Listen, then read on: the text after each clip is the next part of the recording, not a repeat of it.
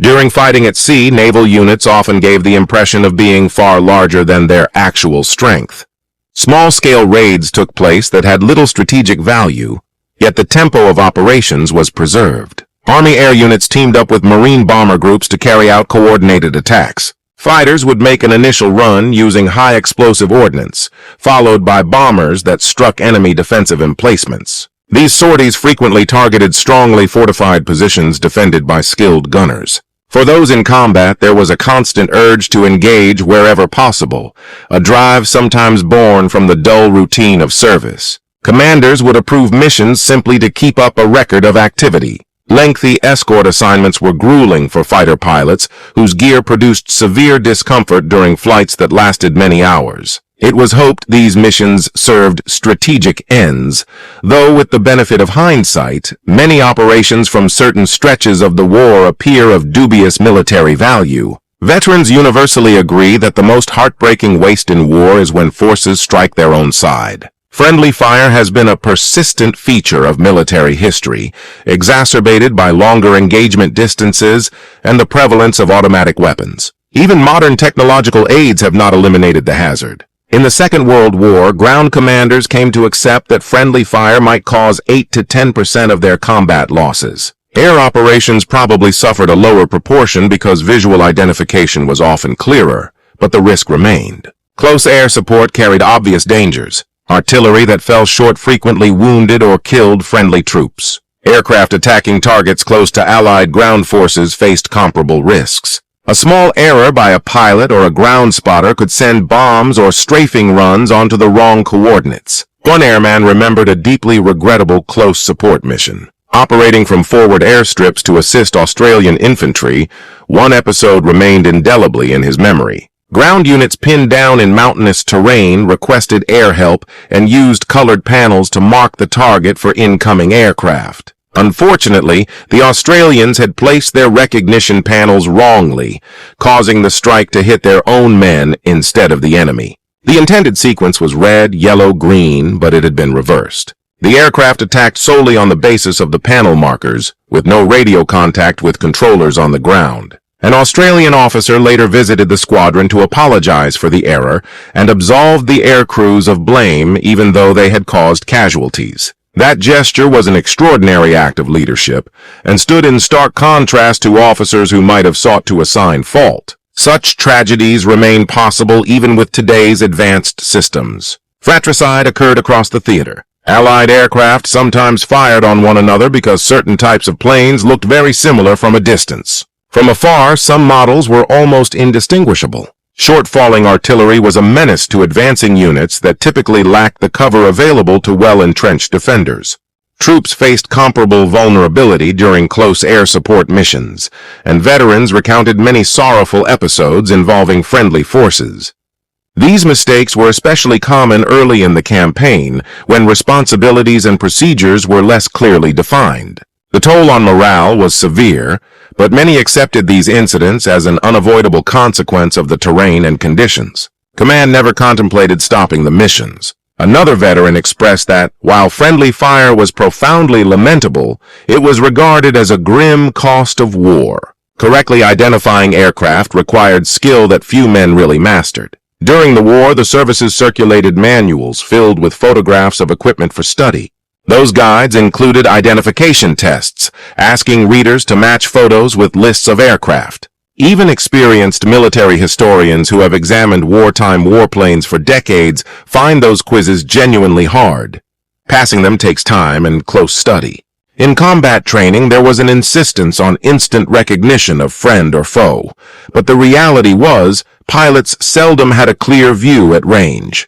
One pilot survived several friendly fire scares before he ever faced the enemy, being fired on at different times by ground units, naval ships, and even heavy bombers. Ships at sea were especially dangerous for approaching aircraft. Friendly forces often fired at any plane they saw, assuming it was hostile. On a mission to drop reconnaissance photos to troops on a beachhead, a pilot flew low and slow with flaps down to deliver streamers-towed canisters. A gunner aboard a landing ship tracked and fired on him from only 300-400 feet. Despite frantic recognition gestures, that single shot set off a barrage from other positions. The pilot returned minutes later at high speed to finish the drop, though his accuracy suffered. A natural antagonism existed between services on the battlefield. Ships distrusted aircraft and often operated on a shoot-first, ask-questions-later principle.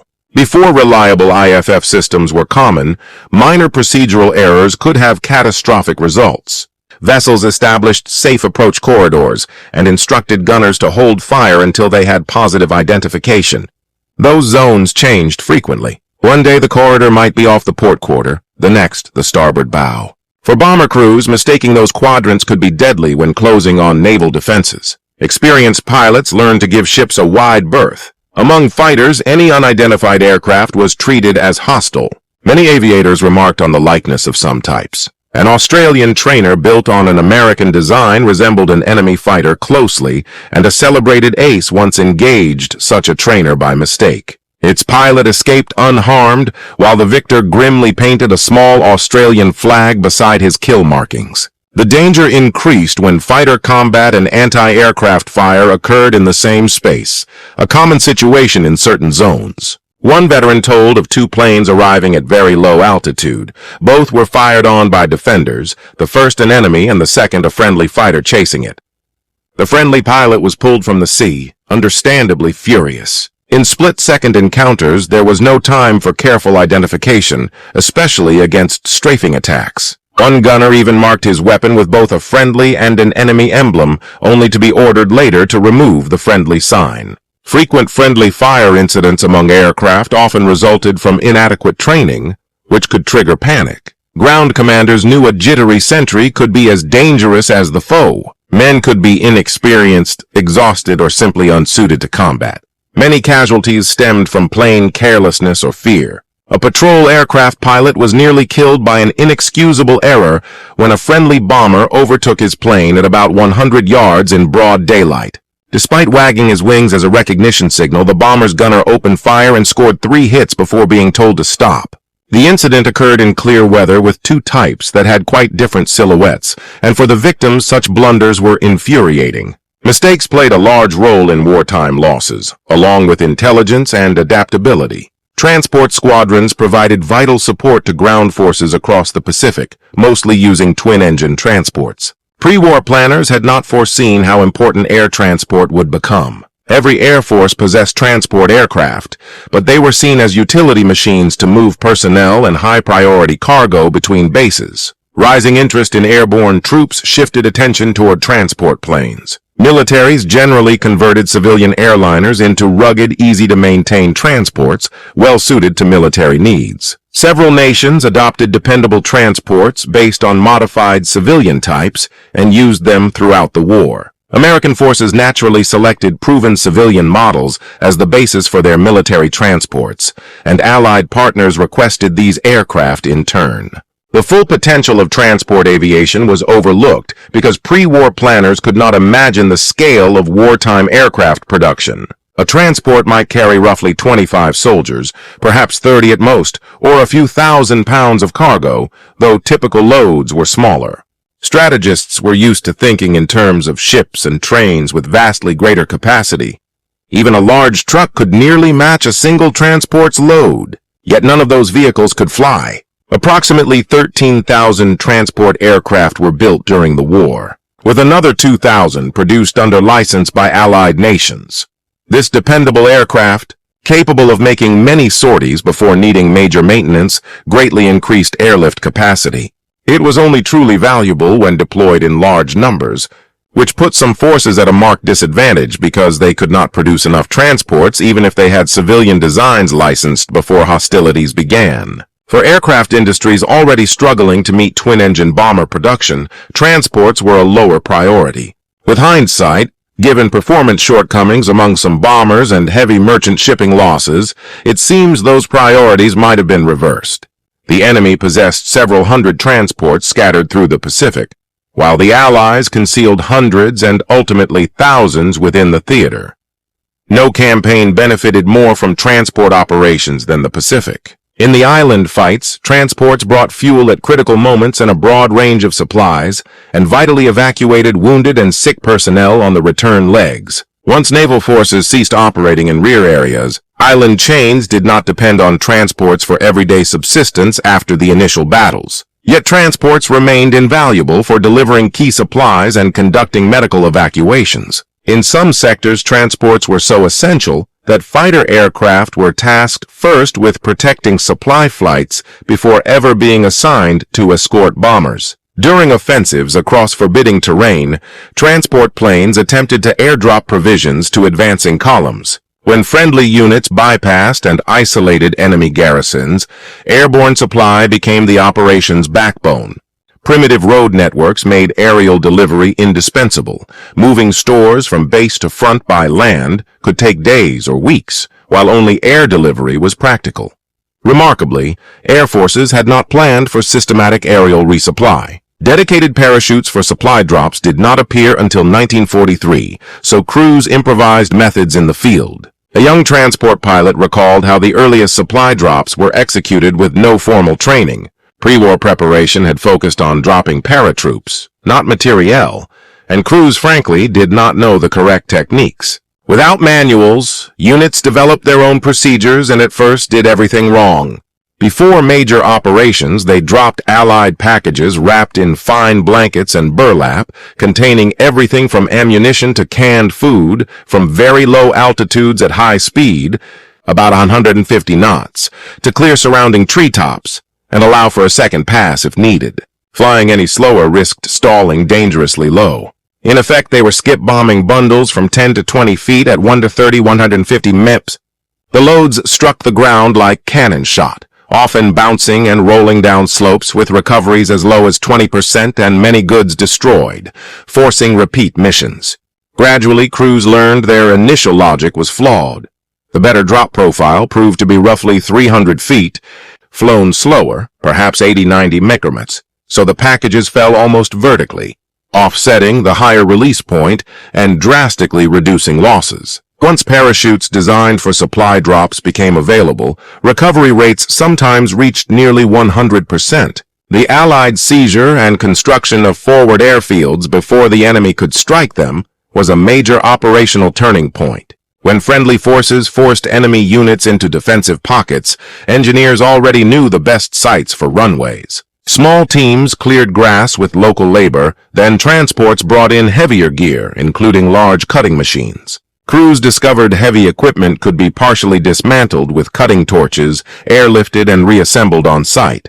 The same approach applied to artillery, which was later redesigned in lighter forms that could be deployed without disassembly. New strips quickly became bases for fighter patrols over the battle area and, more importantly, logistics hubs for infantry, handling thousands of incoming troops. Mountain tracks were the worst routes for reinforcements, and small coastal harbors lay too far from the fighting, so forward airstrips proved far superior for delivering soldiers. As elsewhere, transports arriving full could depart with casualties receiving minimal care at the front, saving thousands through evacuation to rear hospitals. Military defeats coupled with runway construction pushed the war to coastal zones and prepared the way for subsequent moves. Yet a grave concern arose at a remote inland post, wedged between jungle-clad mountains, coastal marshes, and rugged ranges, where remarkable transport operations occurred during battles in late January 1943. Inland, from the enemy's coastal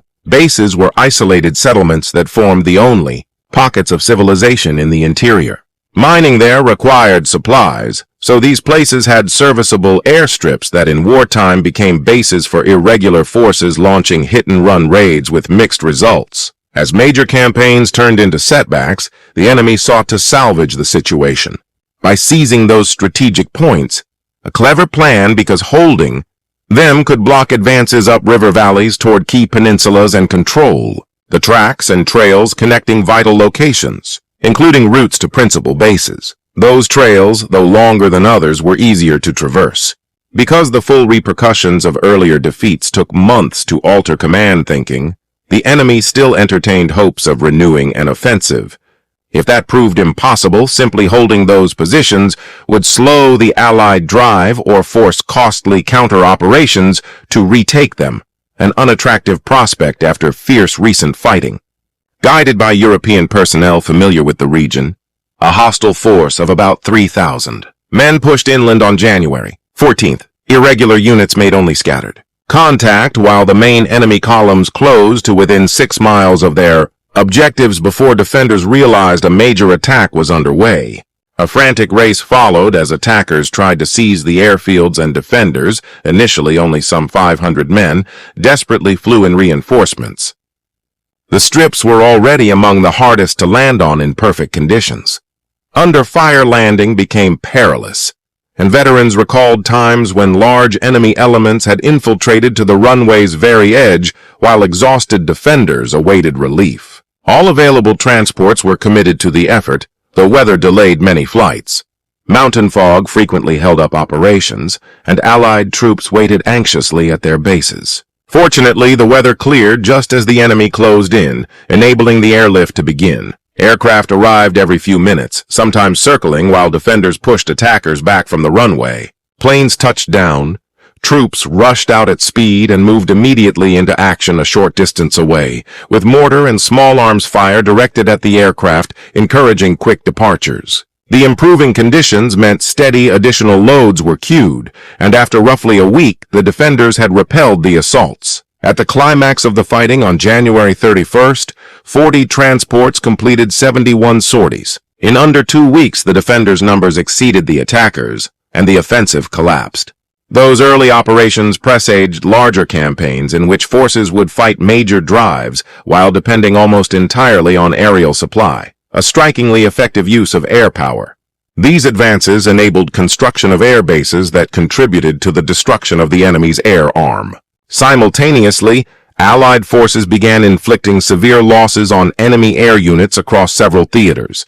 Though the enemy's naval and army air services remained substantial in mid-1943, they were approaching disaster. Within 6 months, major enemy bases were neutralized and their air units reduced to ineffectual fragments. By late 1942, the Allies had amassed enough aircraft and refined methods of attack to disable and destroy enemy airfields, forcing their aircraft either to flee or to attempt to defend their bases. While Allied offensives sometimes suffered from clumsy coordination and were vulnerable to counterblows, Allied fighters eagerly engaged whenever possible. And the combined effect of aerial combat and ground bombing operations led to the effective destruction of enemy air power. There are several key factors to examine when assessing how enemy bases were efficiently neutralized.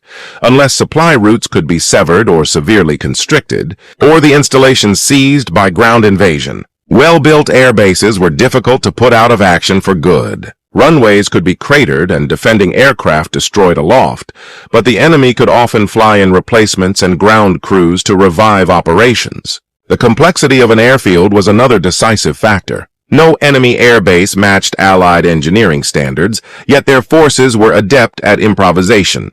Some forward fields were reasonably developed, with multiple runways, taxiways, and revetments hidden in the jungle, and these proved hard to eliminate. Others were little more than simple strips pressed into service in emergencies and were easily ruined. Overall, enemy airfields were judged inferior, and even their largest complexes remained vulnerable when Allied forces attacked. For the Allies, proximity to targets was essential. Confident in radar, AA defenses, and fighter cover for their own bases, commanders wanted fields sited close to enemy positions. Nearby airfields allowed multiple daily sorties, increased the chances of catching enemy aircraft on the ground, improved the odds for damaged raiders to limp home, and made rescue of downed airmen more likely. Closer bases also made anti-shipping strikes more practical. Attacking airfields was among the riskiest operations in the Pacific Air War. The enemy had time to prepare defenses, and major fields were ringed by numerous anti-aircraft guns, which, despite being of uneven quality, were still deadly. Combined with defending fighters, they made large bombing raids especially dangerous. The Allied approach to enemy airfields balanced boldness with caution and was flexible rather than doctrinaire. When a major sortie was possible, planners tailored the force mix to exploit each aircraft type's strengths. Striking several targets simultaneously was common to dilute fighter defenses. Smaller formations were used when risks were higher. In effect, the Allies threw everything possible at every visible target without becoming reckless, recognizing that bombers operating without fighter escort were vulnerable. On rare occasions, heavy bombers made long-range penetrations to force enemy fighters to remain on alert in unlikely sectors. Commanders once proposed basing super-heavy bombers in the south to attack refineries, but the idea was rejected, perhaps with some reason given the fate of similar machines elsewhere. Heavy bombers did fly long-range reconnaissance where they remained high and relatively safe unless compelled to attack ships. But in most offensive missions, fighters accompanied the bomber streams. Rendezvous problems occurred at times and coordination was imperfect, yet escort fighters substantially reduced the fighter threat. This policy preceded similar practices in the European theater. It was an unfortunate coincidence for the enemy that the tactics the Allies refined for sinking ships were also highly effective against airfields, dive and glide bombing. Torpedo plane techniques and fighter bomber attacks all proved useful. Combined low-level and high-level strikes devastated major bases, while smaller fields were often neutralized by early Allied raids even before strafing aircraft were fully involved. By the time major offensives rolled out, the Allies had an improving air-sea rescue system, flying boats from every Allied air arm, fast patrol craft, submarines when available, and destroyers all contributed to recovering downed airmen. Flying boats alone rescued an estimated 540 pilots, enough to staff several carriers, which had a huge morale effect. Enemy forces, by contrast, showed little institutionalized concern for air-sea rescue. Post-war interviews with enemy commanders revealed a mostly ad hoc approach. Airmen carried parachutes, life vests and rafts, and while seaplanes, submarines, or destroyers might attempt rescues, it was at the divisional commander's discretion rather than part of an organized system. Later recollections even noted enemy pilots' admiration for Allied rescue crews who sometimes operated within range of enemy guns or in areas exposed to fighter attack. The first enemy bases to become death traps were those in regions where Allied operations had cleared numerous defending fighters. Small fields were quickly annihilated while others were kept under relentless pressure. Some enemy installations continued to launch aircraft for months, but locations nearer Allied bases received the harshest treatment and were repeatedly struck. Veterans recalled vast quantities of ammunition expended against enemy strips from forward Allied bases. Many captured fields were judged only fit to serve as emergency strips and were not rebuilt. During offensives, enemy air interference from nearby bases was often minimal. Bombers found battlefield targets frustrating, but airfields offered clearer opportunities. Crews sometimes found it difficult to distinguish serviceable enemy aircraft from the wreckage strewn about target areas. In late 1942, a damaged strip did not equate to a permanently disabled strip, and enemy fighters fought on at various locations until their effective defeat in mid-1943. Aircraft within range faced destruction on the ground and in the air, and when a major naval engagement resulted in total enemy defeat, the sinking of smaller ships loaded with replacement planes and parts dashed hopes of restoring base operations. By September 1943, Allied forces met little resistance from enemy air power when seizing objectives with supporting forces. A pattern emerged across theaters. Attempts to establish new enemy airfields were promptly shattered by combined Allied bombing. Only a few enemy aircraft ever operated from sites built at great cost by hundreds of pioneers. Neighboring strongpoints with large garrisons and little amphibious support managed only small strips intended to slow Allied progress. After Allied conquests, landings between enemy units and their bases forced hasty enemy withdrawals by destroyer and barge. The summer of 1943 saw the air war intensify across the Pacific, and construction units leveled ground to create vast landing areas able to take multiple heavy bombers, complete with facilities stretching to the water's edge to give damaged planes a safe haven. These new bases were invaluable, and their immediate targets were the enemy base complexes on various islands, which still hosted significant air fleets receiving reinforcements agreed late in 1943. Meanwhile, a new enemy air arm was being assembled on poor-quality strips near villages, and both sides acted on orders that allowed no retreat. In September 1943, large reinforcements arrived from distant theaters and aircraft were pushed forward to safer rear fields. The summer had seen numerous air and sea battles, and enemy forces began to fall behind in kill ratios as their planes became fewer and less capable. Better inter-service coordination might have helped, but strategic orders in September 1943 to hold the southeastern areas at all costs, while fleets concentrated for a decisive fight in the Central Pacific, left little room for maneuver. Ironically, September might have offered an opportunity for an orderly, purposeful withdrawal. Clinging to hopeless positions only guaranteed defeat and the loss of any means to keep the Allies away from the theater's key assets longer. Instead, the enemy air forces became trapped and immobile, awaiting destruction. By August 1943, the Allies had assembled the weapons and developed the tactics needed to wreck enemy bases, and in subsequent actions, strafing aircraft proved even more devastating against airstrips than they had been against ships.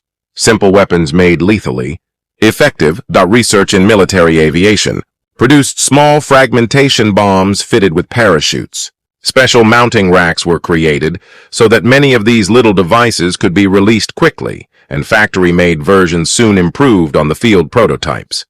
Tens of thousands were shipped to the Pacific. Strafer pilots remembered these armaments as highly effective despite quirks. Crews observed unexpected advantages from the delayed action munitions. Aircraft could continue flying on one engine, though the added ordnance upset handling.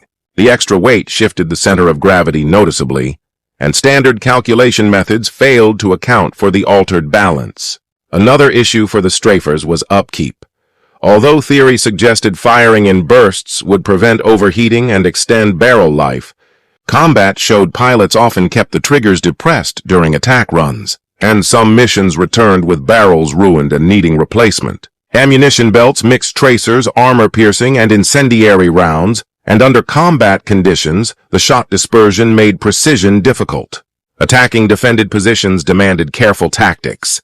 Reconnaissance flights scouted AA sites before strikes, and success in duels with ground defenses usually went to whoever struck first. The defensive crews displayed steadfast courage, remaining at their stations through the assaults. The parachute-retarded fragmentation bombs proved devastating against such emplacements, spreading fragments over wide areas, and photographs show crews watching the ordnance fall before diving for cover. In the jungle, these weapons had additional effects. Canopy contact sometimes prevented immediate detonation, and swaying branches could trigger fuses days later, a delayed concussion that likely unnerved enemy troops. Overall, escort pilots attested to the strafers' destructive power against enemy airfields. Their low-level, high-speed attacks wreaked havoc. Escort sorties often escalated into dogfights. The prolonged use of such ordnance did severe damage to runways, and small fragmentation rounds pitted and shredded airfield surfaces. Captured bases revealed enemy planes hidden in the foliage, many bearing extensive fragmentation damage. Flying at treetop level introduced other perils beyond ground fire. Elevated gun positions could depress weapons to engage aircraft passing beneath them.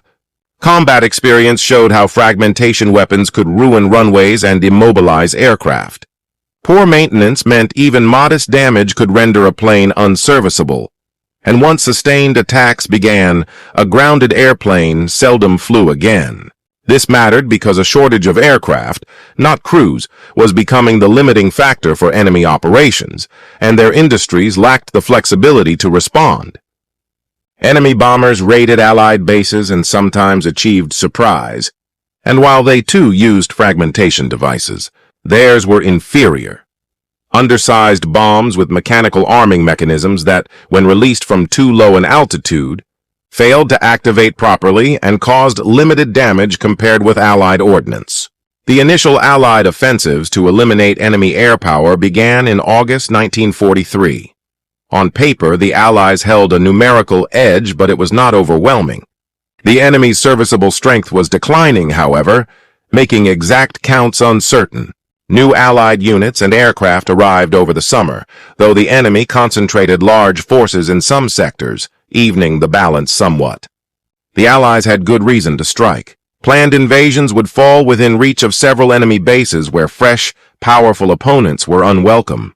Clever signals intelligence provided precise data on unit identities, strengths, and arrival dates, and engineers and light forces used that information to mount a deception. Small parties, aided by locals, located fighter strip sites and rapidly prepared short transport runways that became operational within days, while engineers received light gear. Meanwhile, Allied engineers worked conspicuously at other inland spots, drawing enemy air raids and secretive ground attacks away from the real sites. With attention diverted, the main strips received their first fighter squadrons and built up strong defenses. Planners, confident in fighter cover and emergency landing options, timed heavy strikes to coincide with the arrival of significant enemy reinforcements. The enemy discovered the primary positions in early August, but the ruse had succeeded. Attacks that did occur largely demonstrated how vulnerable bombers were to fighters and inflicted little lasting harm. Coastal sites had been harassed before, but on August 17, 1943, nearly 200 aircraft, representing a substantial slice of long-range enemy strength, launched a major assault. Initial waves struck at night, apparently damaging runways and hindering takeoffs, though initially the effect was limited. There was no radar at those forward fields in August. Observers relied on visual spotting and telephone warnings, but by an unlucky twist, the lines between intelligence and operations had failed. Intelligence officers dashed onto the strips to sound the alarm as the raids began, and some 40 aircraft were destroyed on the ground. That was only the opening blow of a sustained campaign. In the following weeks, many targets were hammered as attack systems were refined to deadly effect. Enemy army units suffered heavily while Allied losses were comparatively light. Tactics varied with targets and mission size, but large assaults typically combined advanced heavy bomber strikes followed by strafing runs under dense fighter escort, repeated several times in quick succession when possible. Heavy bombers inflicted severe damage. In the short term, they cratered runways. And though light fighters could sometimes maneuver around craters for takeoff, the craters impeded all airfield movement and, crucially, stopped bomber operations. Ground crews labored to fill holes, and a strip disabled one day might be usable the next. But pilots disliked these rough, dangerous surfaces even in the best conditions. And repeated pounding, especially by heavy ordnance, made them treacherous. Coordinated, low-level raids that arrived without warning posed an immediate threat. Fighters that did manage to get airborne still faced strafing attacks while contending with Allied escorts, a dreadful combination that placed severe physical and psychological strain on pilots and ground crews.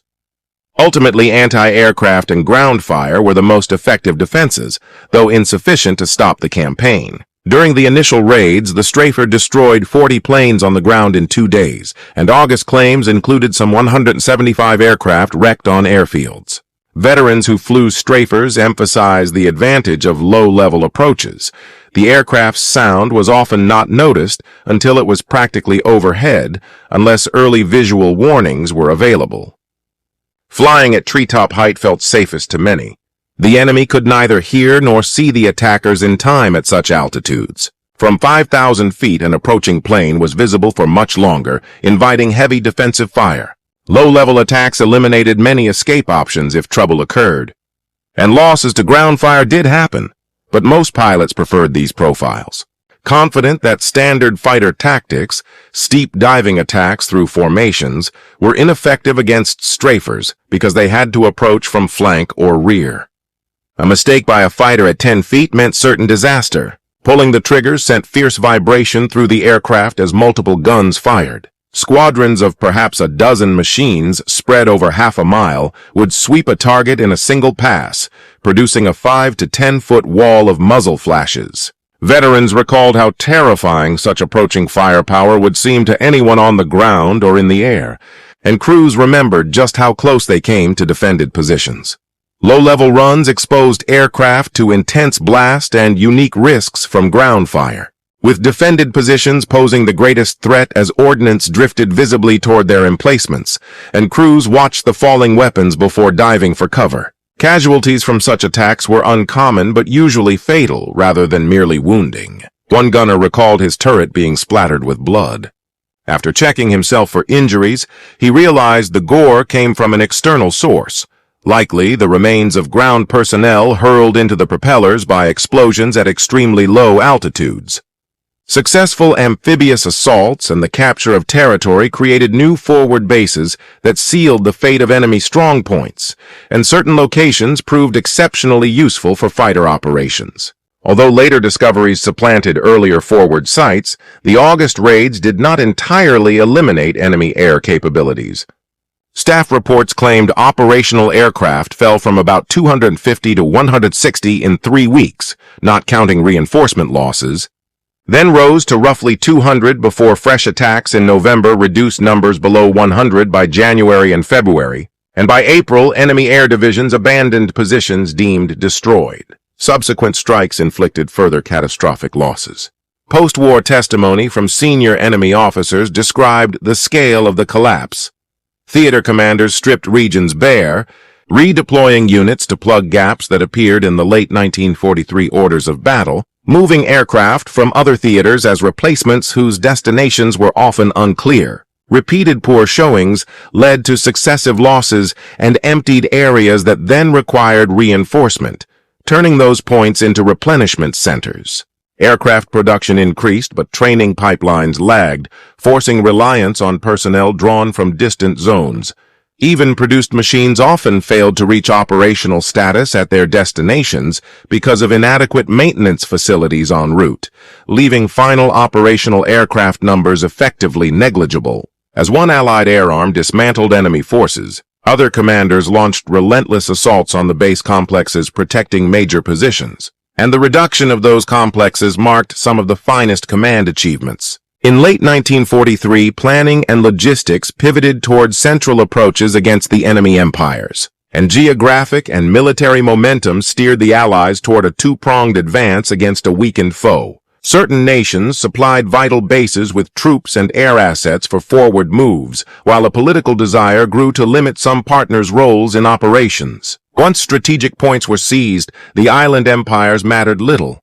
Commanders learned how vast territories could be taken by combining potent land-based air power with naval units. Small fleets performed impressively given their limited size, and allowing those forces to atrophy would have wasted multi-division formations that were steadily improving. These effective air arms and navies were strategic treasures not to be discarded. From certain perspectives, there were agreements to neutralize major enemy bases, and commanders meant to carry them out. By August, leadership judged direct assaults unnecessary. Naval commanders sought to secure straits between principal islands, while others urged attacks on heavily garrisoned positions. And some resisted operations against islands defended by forces far larger than those encountered previously. Counter-proposals advocated seizing nearby small islands to pressure main objectives, though those sites were often too distant to permit fighter escorts for bomber strikes. Requests aimed to capture positions by early November, enabling December operations with immediate air attacks to follow. 3 decisions from this period stand among naval leadership's greatest. Dispatching surface forces into perilous waters from November 12, 1942 and winning pivotal actions against long odds. Mounting operations that engaged enemy air power, where the calculated risks destroyed positions in hours at minimal cost. And attacking beachheads whose miserable terrain made large enemy garrisons unnecessary, an assumption that proved correct.